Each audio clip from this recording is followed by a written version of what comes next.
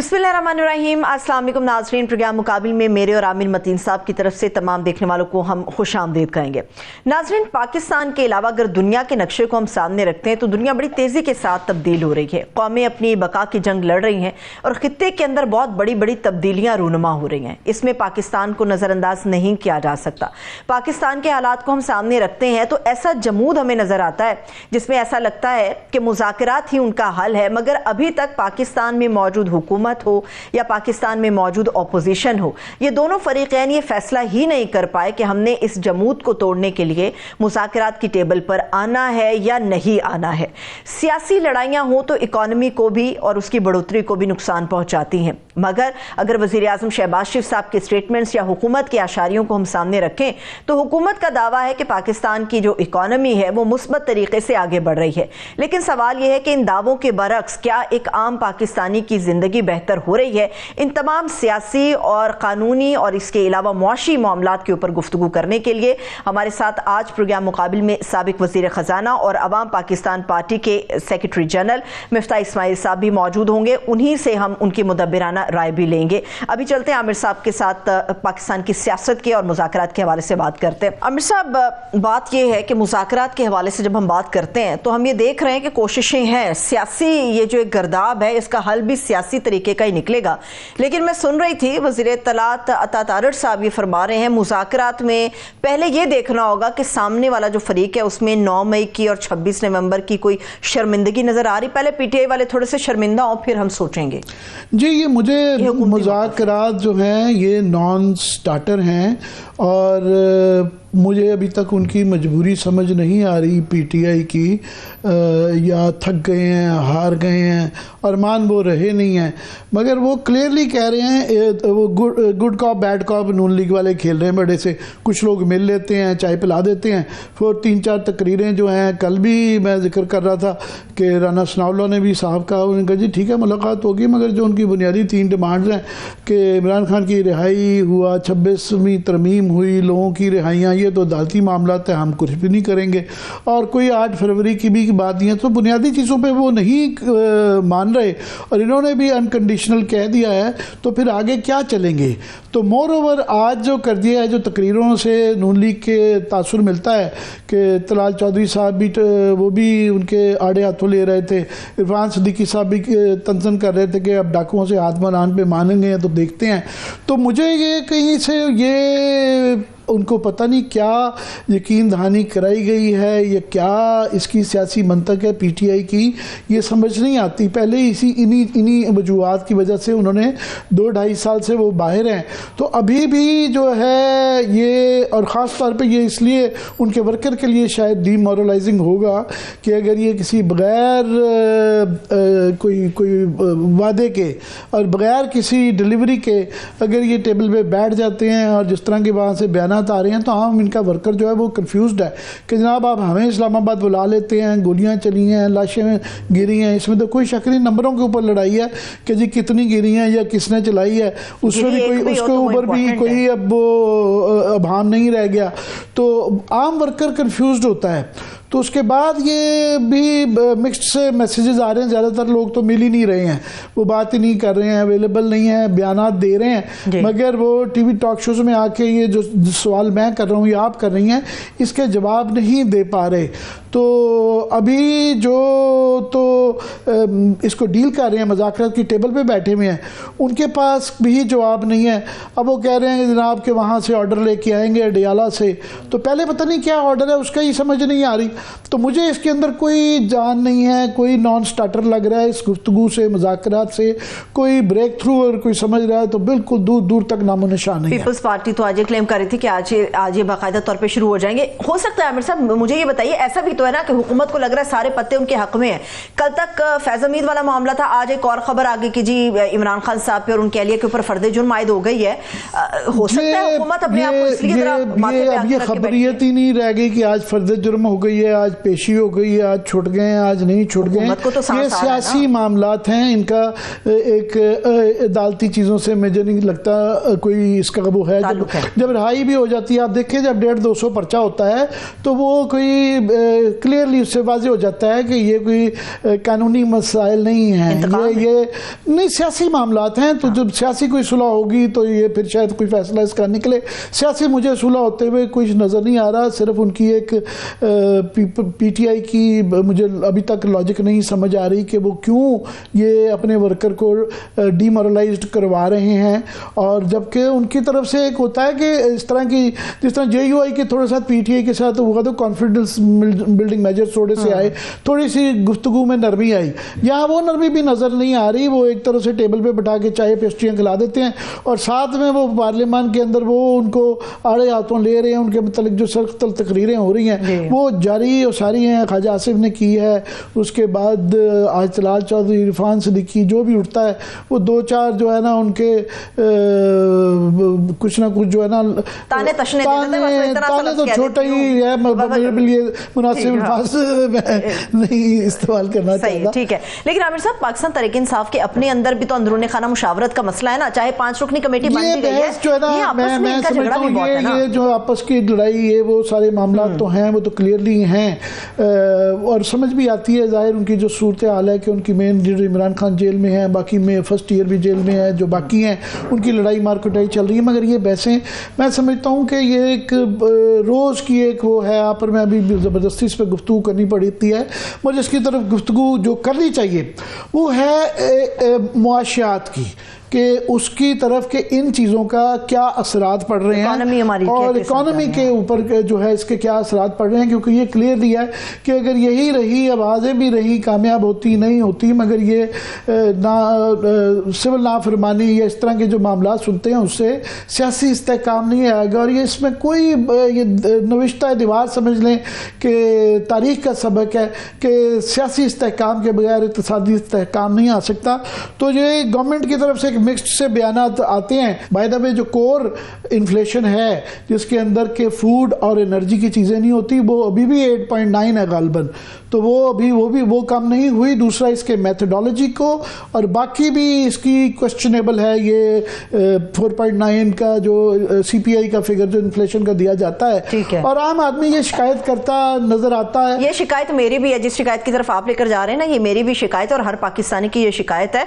इस शिकायत के ऊपर और भी मुदब्बराना किस्म का तजिया हासिल करते हैं। इस वक्त हमारे साथ जो है वो साबिक वजीर खजाना और अवाम पाकिस्तान के सेक्रेटरी जनरल मिफ्ता इस्माइल साहब मौजूद है। सर बेहद शुक्रिया आपके वक्त के लिए। मेरा ख्याल है इकोनॉमी की जो आमिर साहब सर्जरी है वो इन्हीं से शुरू जी मैं चाहूँगा कि ये रोज़ की ये जो गुफ्तगू है कि जी किसने किससे बात की, ही शी सेड से निकल के हम इकोनॉमी पे बात करेंगे। और मिफ्ता इस्माइल इसके ऊपर एक हमेशा अपना एक बड़ा मुनफरद जाविया रखते हैं और वो चाहे हुकूमत में हो चाहे ना हो, वो इनके व्यूज़ बड़े कंसिस्टेंट रहते हैं। ये मैं इनकी ज़रूर तारीफ़ करना चाहूँगा। मिफ्ता आपकी कल परसों की मैं ट्वीट दे रहा था, जो मैं बात कर रहा था कि ये महंगाई का गवर्नमेंट बहुत ज़्यादा शोर मचा रही है कि जनाब हम 3 साल के लोएस्ट लेवल पे लेके आ गए हैं। अवाम जो है बाहर चिखे मार रही है, वो कह रही है कि इसके असरात हमें वो नज़र नहीं आ रहे। आपकी ट्वीट में देख रहा था, आपने कहा कि महंगाई का ये जो फिगर बता रहे हैं ये दुरुस्त नहीं है। आप ज़रा इस पर हमें रोशनी डालें प्लीज़। जी शुक्रिया आमिर भाई। मैंने जो गुजारिश की है वो ये है कि अगर कोई ये कहता है कि महंगाई कम हुई है तो वो बात गलत है, वो दावा गलत है। महंगाई कम नहीं हुई, महंगाई तो बढ़ रही है। सिर्फ इतना हुआ है कि जिस रफ्तार से महंगाई बढ़ रही थी उस रफ्तार में कमी आ गई है।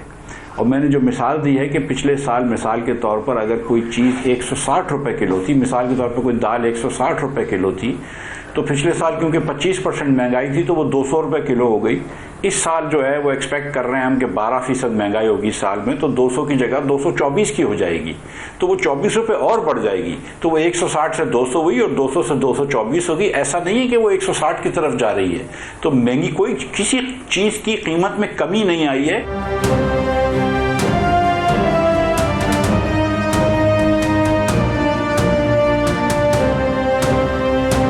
आप कह रहे हैं कि रफ्तार से जा रही थी, उस रफ्तार से ऊंची नहीं जा रही, मगर कम बिल्कुल नहीं हो रही। ये मैं सही अखज़ कर रहा हूँ? जी बिल्कुल बिल्कुल। जैसे मिसाल के तौर पर मैंने आपको दी कि एक दाल मिसाल के तौर पर 160 रुपए की थी, पिछले साल उसकी कीमत 40 रुपए से बढ़ी तो हम कह रहे थे कि वो 25% बढ़ गई। इस साल उसकी कीमत अगर 24 रुपए से बढ़ेगी तो पिछले साल अगर बढ़ती 24 रुपए से तो हम कहते हैं 25% बढ़ गई, सॉरी हम कहते हैं 15% बढ़ गई। इस साल हम कह रहे हैं कि वो 12% बढ़ गई क्योंकि बेस इफेक्ट है, तो चीज़ें महंगी हुई हैं। ये पहला रुख है इस पहलू का। दूसरा रुख ये है कि आपको सिर्फ कीमत नहीं देखनी चाहिए, आपको कुव्वत खरीद देखनी चाहिए कि भाई आमदन किस निस्बत से बढ़ रही है। तो पिछले साल अगर 25% चीज़ें महंगी हो गई थी तो क्या 25% आमदन किसी की बढ़ी थी? आप भी पाकिस्तानी हैं, आप लोगों की बड़ी गहरी नज़र है पाकिस्तान की मईशत पे, लोगों पे। 10% से ज़्यादा तो शायद ही किसी की प्राइवेट सेक्टर के अंदर तनख्वाह बढ़ी हो। तो पिछले साल एक वो जो शख्स था वो 15% गरीब हो गया।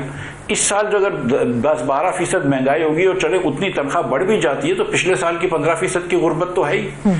फिर इस साल आपने टैक्स रेट बढ़ा दिए, आपने 38.5% तनख्वाहदार तबके के ऊपर टैक्स लगा दिए, तो टैक्स के पैसे चले गए उसकी तनख्वाह से, तो उसकी तनख्वाह और श्रिंक हो गई। फिर आपने बिजली और गैस के निर्ख बढ़ा दिए, और बिजली और गैस के निर्ख जो हैं वो CPI इन्फ्लेशन के अंदर लोअर स्लैब के आते हैं, यानी कि जो 100 यूनिट से कम इस्तेमाल करता है उसके रेट आते हैं, लेकिन आम पाकिस्तानी 100 यूनिट से ज़्यादा इस्तेमाल करता है और वहाँ पे रेट ज़्यादा तेज़ी से बढ़ा है। तो आज उसमें ऐड कर दूं कि आप बिल्कुल सही कह रहे हैं। क्राइटेरियन के अंदर एक और भी है कि जिन्होंने यूटिलिटी स्टोर के रेट्स जो हैं लगाए हुए हैं, और साथ में ये जो गवर्नमेंट के अपने आज के फिगर मैं नाज़रीन आपको तो पता ही है, नाज़रीन के साथ शेयर कर दूं कि 4 माह के दौरान गैस की कीमत 850% और गैस टैरिफ में नवंबर में 520% इजाफा और फरवरी में 319% का इजाफा किया गया है, और बिजली के नरखों में 35% नवंबर में और फरवरी 2024 में 75% इजाफा किया गया। ये पिछले 4 माह के 850%।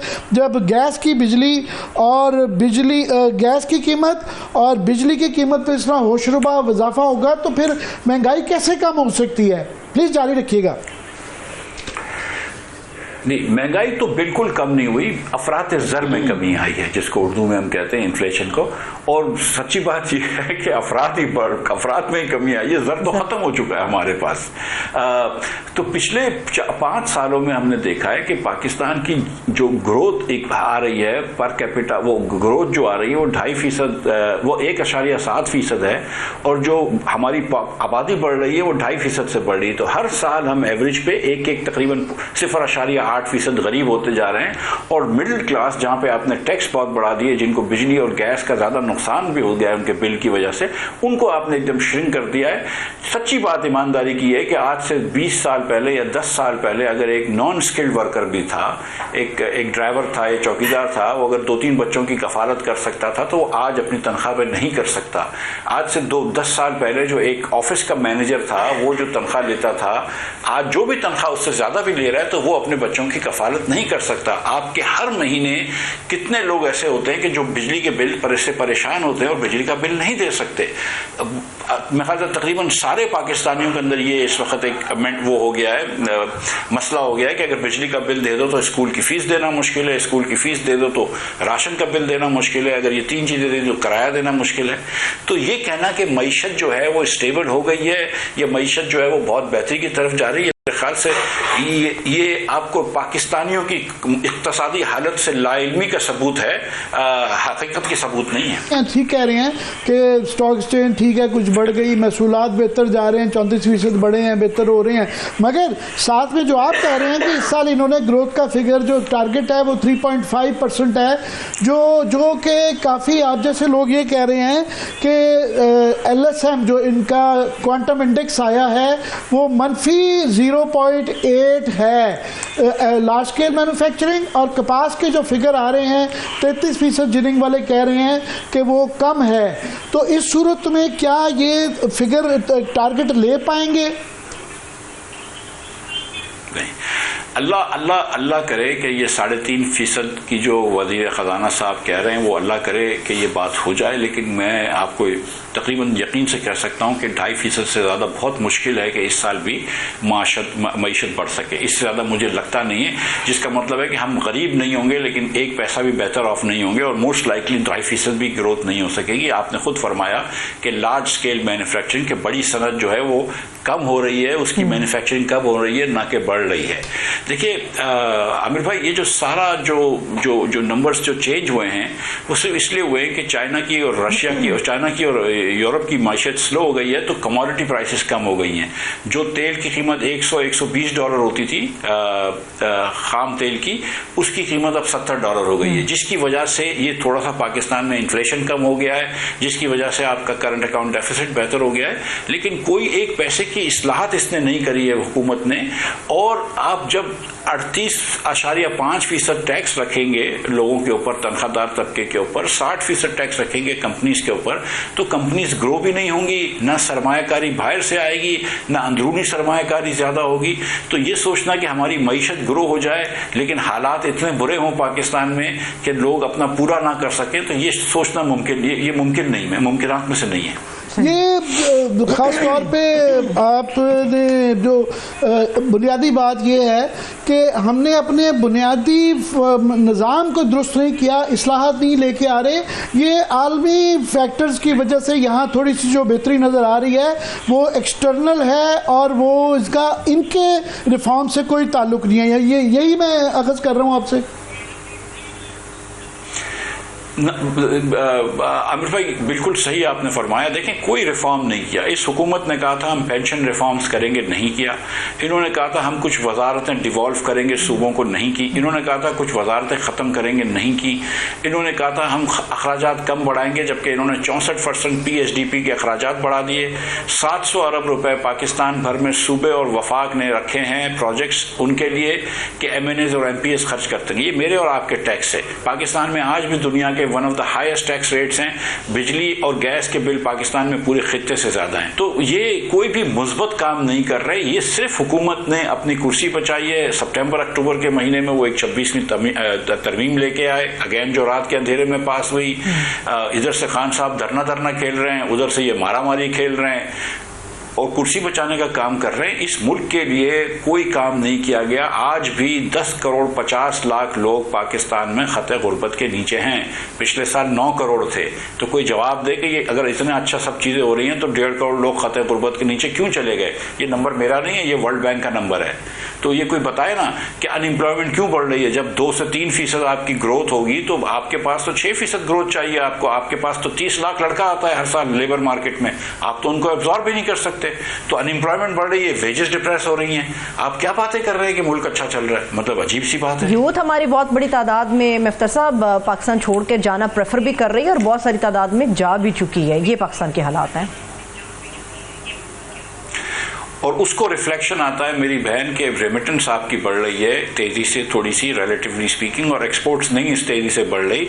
इसके अंदर जिस तरह हम जाएंगे ना, पहले रेमिटेंस बहुत कम होती थी एक्सपोर्ट से, अब एक्सपोर्ट्स के बराबर हो गई है। कुछ अरसे बाद शायद वो एक्सपोर्ट से आगे निकल जाएगी। तो हम एक रेमिटेंस रिलायंस कंट्री हो जाएंगे कि जिधर से बाहर से पैसे आते हैं और ये मुल्क चलता है। इस मुल्क के अंदर हमने अपने आप को दुनिया की सप्लाई चेन का हिस्सा नहीं बनाया। हम एक्सपोर्ट्स नहीं कर पा रहे, हम निजकारी नहीं कर पा रहे, हम हुकूमत का फुटप्रिंट छोटा नहीं कर पा रहे। हम हुकूमत में मोस्ट इंपॉर्टेंटली हुकूमत जो सर्विसेज देती है लोगों को, पानी प्रोवाइड करना, हुकूमत जो सर्विसेज देती है कि सड़कें अच्छी देना, सेहत देना, हेल्थ मतलब एजुकेशन देना, उसमें सारी सूबों की हुकूमतें फेल हो गई हैं। कोई काम बेहतर नहीं कर सकी। आपने सही फरमाया कि हम रेमिटेंसेस रिलाइड कंट्री होते जा रहे हैं, हो गए हैं। ये पहली दफ़ा हुआ है कि हमारी एक्सपोर्ट से ज़्यादा हमारी रेमिटेंसेस बढ़ गई हैं, जो कि नॉर्मली है कि इंडिया में फॉर एग्जाम्पल रेमिटेंसेस उनके 7-8% एक्सपोर्ट्स ज़्यादा हैं। ये इस पर शायद सिद्दीकी जैसे हमारे बुजुर्ग दोस्त वो शक करते रहते हैं कि ये काफ़ी सारा ये जो कहते हैं कि जनाब हमने स्टेट बैंक और अपने निज़ाम को बेहतर किया है उसकी वजह से ये हो रहा है, वो शक करते रहते हैं कि शायद मनी लॉन्ड्रिंग भी हो रही है, काफ़ी सारा पैसा यहाँ से जाके वापस आ रहा है। ये हो सकता है, लेकिन चलें इससे हम कतई नज़र करते हैं। जाहिर है कि ये पाकिस्तान में अगर मनी लॉन्ड्रिंग हो रही है, हवाला हुंडी का जो काम हो रहा है और पैसे घुमाए जाते हैं, ये पहली मरतबा तो नहीं हुआ। अगर आप यहाँ पे 50% टैक्स लगाएंगे, 40% टैक्स लगाएंगे और अगर 1% का फ़र्क होगा इंटरबैंक और कर्ब मार्केट में, तो ये हवाला हुंडी का काम तो होता ही है पाकिस्तान में। लेकिन और रेमिटेंस भी आ रही है, इसमें कोई डाउट नहीं है कि जेन्युइन रेमिटेंस आ रही हैं। लेकिन गुजारिश ये है कि क्या हमको मुल्क इस तरह चलाना है कि हम अपने पढ़े लिखे नौजवान जो हैं वो दुबई की नज़र कर दें, सऊदी अरब की नज़र कर दें और यहाँ से हम कोई काम ना करें, बस इंतज़ार करें कि हमारा बच्चा $250 हमको महीने का बेच दे? क्या पाकिस्तान इससे आगे बढ़ सकता है? क्या दुनिया का कोई मुल्क इससे आगे बढ़ा है कि रेमिटेंस ले लेके आगे बढ़ा है? या हम जाके दौरे कर लें सऊदी अरब के और IMF के और उनसे कुछ हम पैकेजेस ले लें?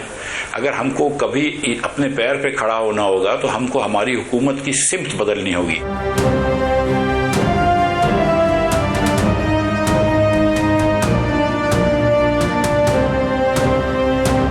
ब्रेक के बाद एक मरतबा फिर से तमाम देखने वालों को खुश आमदेद कहेंगे। जी आमिर साहब, अभी PIA की वो प्राइवेटाइजेशन की और वो लाइव कट करके टीवी पे दिखाया गया, उसने आगे कहा कि जी मैं 10 अरब रुपया दूंगा।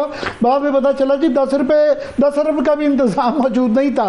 और मेरे पास ये खुशरबा किस्म की ये तफसीलात आगे पड़ी हुई हैं कि जो PIA का जो हुआ, उनकी नाकस डिटेल्स आई हुई हैं कि क्या खराबियाँ हैं। और उन्होंने कहा जी वो हैंगर्स के अंदर जो है ना महंगा किराया दे के वहाँ पे उनसे जहाज धोने का काम ले रहे थे। वो एक मज़गा खेज किस्म की इसकी वो हैं कि किस तरह जहाज़ को इंजीनियरिंग डिपार्टमेंट ने उनकी गफलत की वजह से हुआ। ये एक PIA का नहीं बेच पा रहे, तो फिर दो ही तरीके हैं ना, एक खर्चा कम करने वाले और एक ये लॉस वालों को कम करने के। ये दोनों तरफ से कोई अच्छी हवा नहीं आ रही। देखिए, गुजारिश ये है कि इनकी कभी नीयत ही नहीं थी प्राइवेटाइजेशन करने की, वरना तो इनको पता थी कि 50 अरब रुपए का होल है बैलेंस शीट में। 50 अरब रुपए PIA के ऊपर वाजबात ज्यादा थे बनिस्बत इसके असासे के। आपने वो 50 अरब का इंतजाम नहीं किया। आपने कहा कि हम टैक्स लेंगे उन जहाज़ों पर जो आप नए लीज करेंगे। आपने कहा कि आपको ये पता थी कि PIA के 15 जहाज जो हैं वो ग्राउंडेड हैं, कम से कम 15 से ज़्यादा, 35 में से सिर्फ 15-16 इस वक्त फ्लाई कर सकें और उनको वापस एयर वर्दी करने के लिए $150 मिलियन की 34 में से 17 तैयारे ग्राउंडेड हैं, आधे तो 50% ग्राउंडेड है ना। उसके बाद हाँ जी, और 15 और इन 17 को वापस लाने के लिए $150 मिलियन की कम से कम जरूरत थी। इसके अलावा आपके पास सिविल एविएशन का, आपकी सिविल एविएशन जब से गुलाम सरवर साहब ने ये बयान दिया था, आपकी सिविल एविएशन को भी EASA फिट एंड प्रॉपर नहीं समझता था। अब EASA ने अप्रूव दिया, लेकिन अभी तक इंग्लैंड की और अमेरिका की FA उन्होंने अप्रूवल नहीं दी हमारी सिविल एविएशन को। तो बड़े मसाइल हमने पैदा कर दिए हैं PIA के अंदर। और हम PIA की बात कर रहे हैं, मैं आपको पता है 109 अरब रुपया हम इस साल पाकिस्तान रेलवेज को देंगे। और सिर्फ पाकिस्तान रेलवे में पिछले साल 2,93,00,000 पैसेंजरों ने सफर किया था। इस साल वो इससे भी कम करेंगे। इसका मतलब है कि हर पैसेंजर की हर ट्रिप पे हम 3700 रुपए सब्सिडी दे रहे हैं। यार कमाल है। मतलब आप कौम का पैसा इस तरह बटा रहे हैं। 700 अरब रुपया आपकी ये जो स्टेट और एंटरप्राइजेज हैं, ये बिजली की और दीगर कंपनियां नुकसान करेंगी। मतलब कोई एंड ही नहीं है हुकूमत की इनएफिशिएंसी का, और ये मैं और आप पैसे देते जा रहे हैं। और ये इसलिए जो है ना 18% सेल टैक्स देना पड़ता है, इसलिए आपका दूध महंगा होता है, इसलिए आपका साबुन महंगा होता है, इसलिए आपका टूथपेस्ट महंगा होता है, इसलिए आपका सर्फ महंगा होता है। कि 18% हम दे रहे हैं ताकि PIA को सब्सिडी दी जाए, रेलवे को सब्सिडी दी जाए, 700 अरब रुपया एक जगह नुकसान हो और कोई पूछने वाला नहीं है। मैं आपसे समझना चाहता हूं कि ये हमें कल बताया गया है कि जनाब ये जो रुकावटें थी PIA की प्राइवेटाइजेशन के अंदर ये दूर कर दी गई हैं। क्या ये मैं मान गया कि 18% सेल्स टैक्स ख़त्म कर दिया है और PIA को 45 अरब रुपये पाक करने की मंजूरी भी होगी, तो इसके बाद क्या मसला हल हो गया? अब ये बिक जाएगा? अब क्या उसका आप देखते हैं कि क्या नीयत नहीं है, कैपेसिटी नहीं है, या कुछ और गड़बड़ है?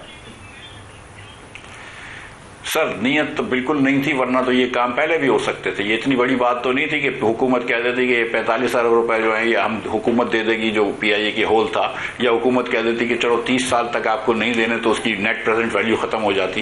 ये कोई इतनी बड़ी बात तो नहीं थी। IMF को अगर इतना कह देते कि हम लीज जहाज पे एडवांस टैक्स नहीं लेंगे। ये एडवांस सेल्स टैक्स की बात थी, कोई इतनी बड़ी बात नहीं थी, हम पहले भी कर चुके हैं एलएनजी की वेसल्स के ऊपर, कोई इतनी बड़ी बात नहीं थी, इनकी नीयत ही नहीं थी करने की। ये सचमुच ये समझ रहे थे कि ये बहुत ज्यादा होशियार हैं और प्राइवेट सेक्टर वाले होशियार नहीं है, और वो अगर वो लेंगे तो गलती से ले लेंगे। मैं आपको सच बता रहा हूँ, मैं आपको सीरियसली ये बता रहा हूँ कि वो इस चक्कर में सोच रहे थे कि हम 60% पीआईए बेचेंगे 100% वैल्यू पे, और किसी को नहीं समझ आएगी कि ये इसमें होल है।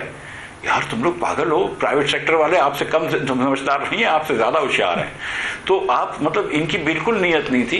अब जो प्रेशर आया है इनके ऊपर, और अब इनकी कुछ नीयत बनी है। और अब मैंने ये सुना है कि जो इन्वेस्टर्स हैं जो पहले चले गए थे छोड़ के, उनको अब फोन कर रहे हैं कोई और इदारे के लोग कि यार आप लोग वापस आइए और कुछ बात कीजिए। साथ साथ तो ये हुकूमत नहीं कर रही, कोई और इदारा कर रहा है, तो साथ साथ उन्होंने कहा होगा कि यार ये ठीक करो सब चीजें, तो वो साथ साथ चीजें भी ठीक हो रही हैं, लेकिन इनकी कोई नीयत नहीं थी ये बेचने की। मैं मिर्जा चाहूंगा कि थोड़ा सा ज़राअती शोबे के ऊपर भी आपसे बात कर लूं, क्योंकि आप ये सारी चीज़ों को बजट बनाते रहे हैं, डील करते रहे हैं, कि अभी पहले ही जो है गंदम का स्पॉट प्राइस उनसे वादा किया गया, फिर नहीं दिया गया, उसकी कीमत अभी 2300 पे मुझे बताया जा रहा है कि मन जो है ना वो गंदम बिक रही है और किसान उस पर लुट गया। फिर कपास का पता चल रहा है कि उनके पास पैसे ही नहीं थे उगाने के, तो अंडरस्टूड बात थी। 5.5 मिलियन बेल्स आई हैं, 33% वो जिनिंग वाले कह रहे हैं कम हो गई है।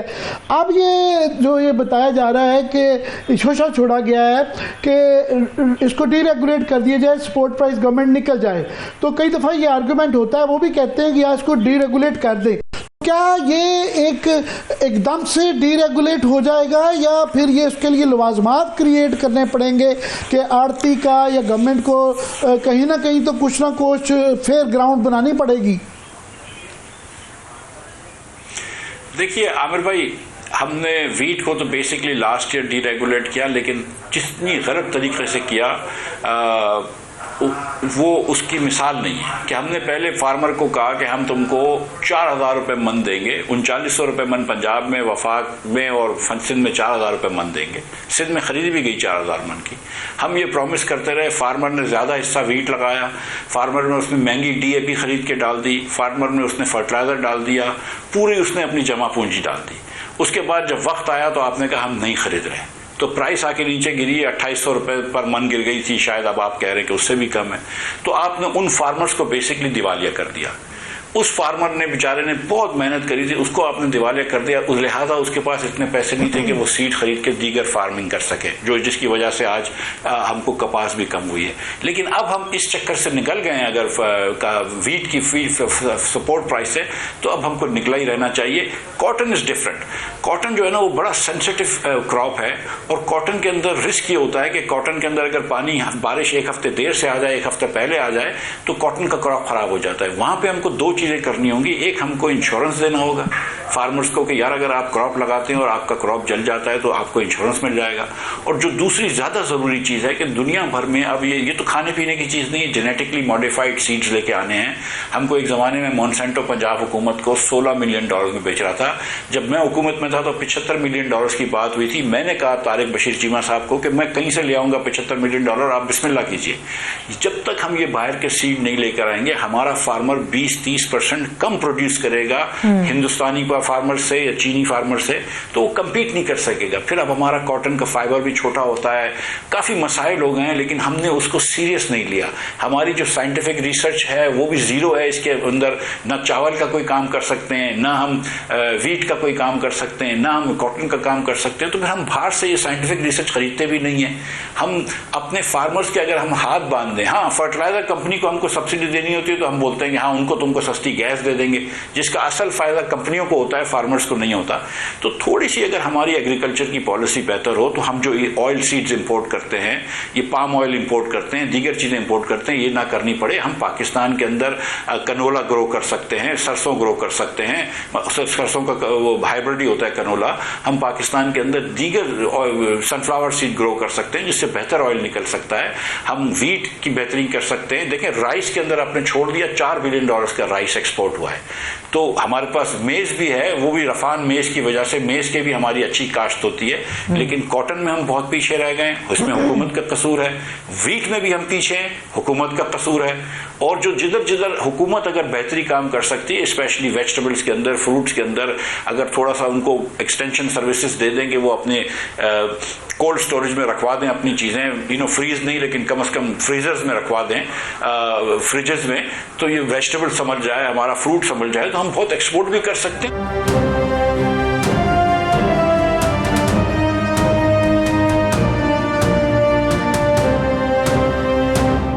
मुझे ये बताइएगा, मेरा सवाल ज़रा किसान से और एग्रीकल्चर से हटके हो जाएगा, लेकिन चूंकि आप एक्सपर्ट हैं मुआशी अशारियों के, आपने इन्वेस्टर्स के हवाले से बात की अभी कुछ देर पहले आमिर साहब के सवाल के जवाब में। इन्वेस्टर्स किस तरह से पाकिस्तान में आएंगे? एक जो नौजवान पाकिस्तान में बैठ के इंटरनेट के ज़रिए अपना रोज़गार तलाश कर रहा है, उसको बाहर बैठा हुआ शख्स ना तो कोई कॉन्ट्रैक्ट दे रहा है, ना ही उसके साथ कोई कॉन्टेंट शेयर कर रहा है, क्योंकि पाकिस्तान में ये मसाइल हैं। अब इन्वेस्टर पाकिस्तान में कैसे आएगा? वो किस तरह से अपने पूरे बिजनेस को ग्रो करेगा? यहाँ पर तो फूड डिलीवरी वाला जो एक राइडर है वो भी शदीद परेशान है। तो इंटरनेट कितना ज़्यादा इफेक्ट कर रहा है हमारी इकोनॉमी को, जो ये सुस्त कर दिया गया है, या बहुत सारी जगहों पे इस पर बंदिश हो जाती है? बहन, परसों दोपहर को मैं इस्लामाबाद में एक रेस्टोरेंट में था, तो एक साहब मेरे पास चल के आए, यंग मैन, और मुझसे उन्होंने कहा कि मुफ्ता भाई अस्सलाम वालेकुम, ये वो थोड़ी सी बातचीत की।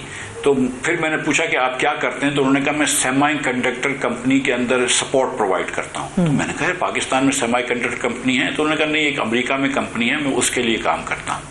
तो फिर मैंने पूछा कि इंटरनेट की बंदिश से आपको मसला हो रहा है? तो उन्होंने कहा कि देखें, हमको VPN पे जाकर उनके सर्वर पे काम करना होता है, क्योंकि उनकी प्रोप्राइटरी टेक्नोलॉजी है जो उनके सर्वर से बाहर नहीं निकाल सकते हम, वो जो कंपनी थी।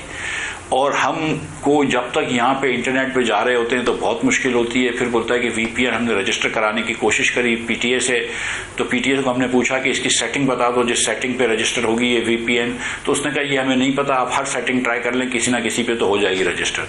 मतलब सीरियसली उस बच्चे के लिए, और ऐसे लाखों बच्चे हैं पाकिस्तान भर में जो ये काम करके पैसे कमा रहे हैं। इस मुल्क के लिए ज़रा मुबादला भी आ रहा है, जिसमें रेमिटेंस भी आती है, और इस मुल्क के लिए वो अच्छा काम कर रहे हैं, उनकी नौकरी भी है। हमको इंटरनेट जैसी चीज़ें बंद नहीं करनी चाहिए। दुनिया हम पे हंसती है, मैं आपको सच बता रहा हूँ। देखें, मैं आपको यकीन से बता सकता हूँ कि एडिडास का जूता बनने वाला था लाहौर में, वो डेवलप करवा रहे थे लाहौर के अंदर। अब एडिडास ने डिसाइड कर दिया कि हम नहीं करेंगे लाहौर में डेवलप, क्योंकि जब पाकिस्तान में एयरलाइनों की मुश्किल है, कभी ये मसला हो जाता है, कभी वो मसला हो जाता है, अभी इंटरनेट का मसला है, तो दुनिया का कॉन्फिडेंस चेक हो जाता है पाकिस्तान के ऊपर।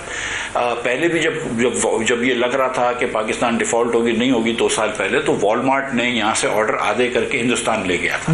हमको बड़ी मुश्किल होती है हमारे बरामद करने वाले कंपनियों को, और जो पढ़ के बच्चे जो वो कर रहे हैं पाकिस्तान से फ्रीलांसिंग काम, कि दुनिया से वो ऑर्डर्स लें और काम करें, और हम उनका मदद करनी चाहिए, उनका हाथ बटाना चाहिए, ना कि उनके ऊपर कदगने लगानी चाहिए। तो मैं तो अपील ही कर सकता हूँ शहबाज शरीफ से कि आप खुदारा ये इंटरनेट के ऊपर पाबंदी जो है ना वो ना करें। जो मनफी हुकूमत के खिलाफ प्रोपेगेंडा है वो तो वैसे भी घूम जाता है कुछ भी करके। मैसेज के ऊपर बैड आइडिया से लड़ने के लिए गुड आइडियाज मार्केट में डालें, फेक न्यूज से लड़ने के लिए करेक्ट न्यूज मार्केट में डालें, और ये चीज ना करें, आप इंटरनेट बंद कर दें। तो ये जो कहा जा रहा है कि रिजर्व्स बड़े ज्यादा हैं, कैसे देखते हैं सिनारियो आप? देखिए आमिर भाई, ये जो हिंदुस्तान ने अपना पिछले साल राइस एक्सपोर्ट बैन किया था, वो उसने गलती की थी, और अल्लाह ने चाहा तो इतना आसान नहीं होगा हमारे से वापस मार्केट लेना। जो हमारा चावल जो होता है वो हिंदुस्तान से बेहतर होता है, हमारी क्वालिटी अच्छी होती है, और इंशाल्लाह ये जो 4 बिलियन का हमने एक्सपोर्ट किया है, तो अल्लाह ने चाहा तो हमारे एक्सपोर्टर्स जो है वो मार्केट में अब जम के मुकाबला करेंगे। थोड़ा सा जाएगा लेकिन इतना नहीं जाएगा इंशाल्लाह। देखिए, कॉटन की कमी हो गई है, वो मैंने आपसे गुजारिश की है कि इसमें हुकूमत की पॉलिसियों की गलती है, जिसकी वजह से कॉटन क्रॉप कम हो गया है। ज़ाहिर है कॉटन क्रॉप कम हो जाएगा तो हमारी टेक्सटाइल मिल्स के लिए मुश्किल हो जाएगी, लेकिन जो असल में जो मुश्किल है वो कॉटन टेक्सटाइल्स में कॉटन की गैर आम वो नहीं है, कॉटन तो इनको मिल जाती है।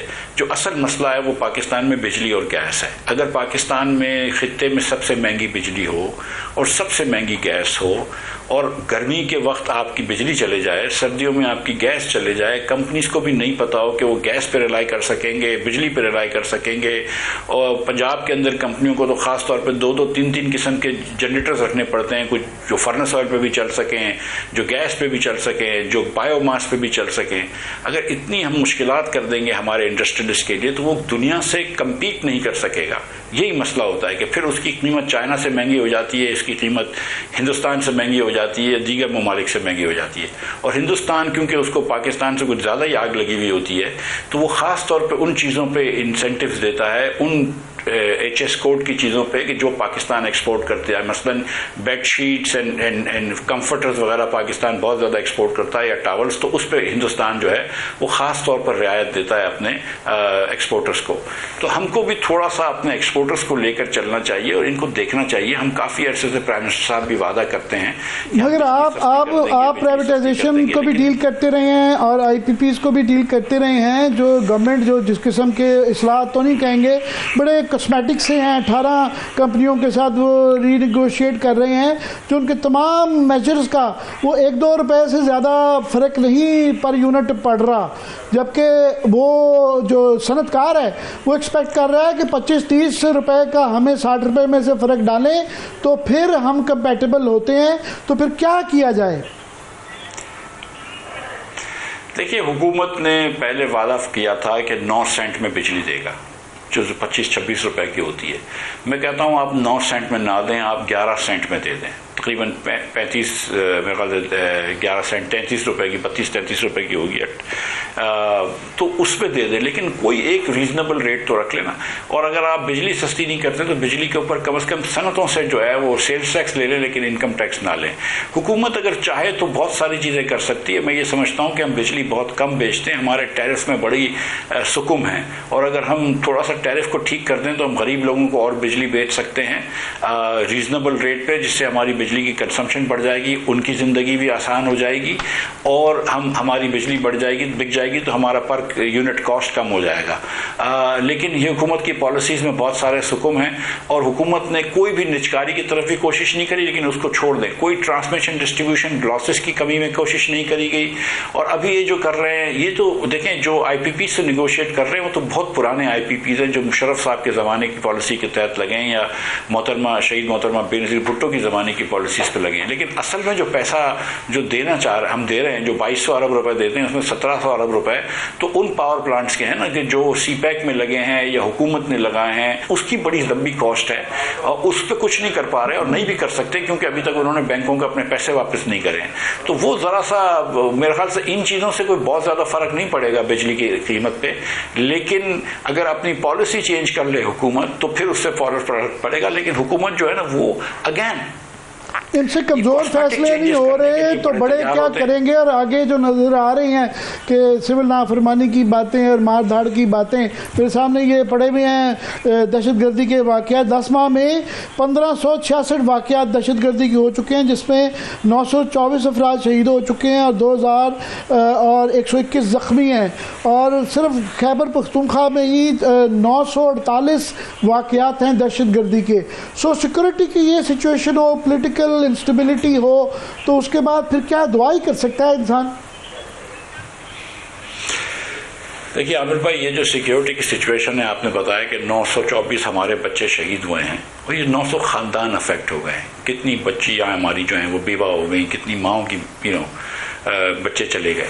ये एक बड़ा लंबा सेक्रीफाइस है, लेकिन हमको ये सोचना चाहिए हमारे लीडरों को कि अगर हमारे बच्चे इस तरह सेक्रीफाइस कर रहे हैं फ्रंट लाइंस पे, तो हमने क्या हिकमत अमली करी है कि हम इनके खून का बदले में कम से कम अमन खरीद सकें, या इनके खून के एवज हमको अमन मिल जाए।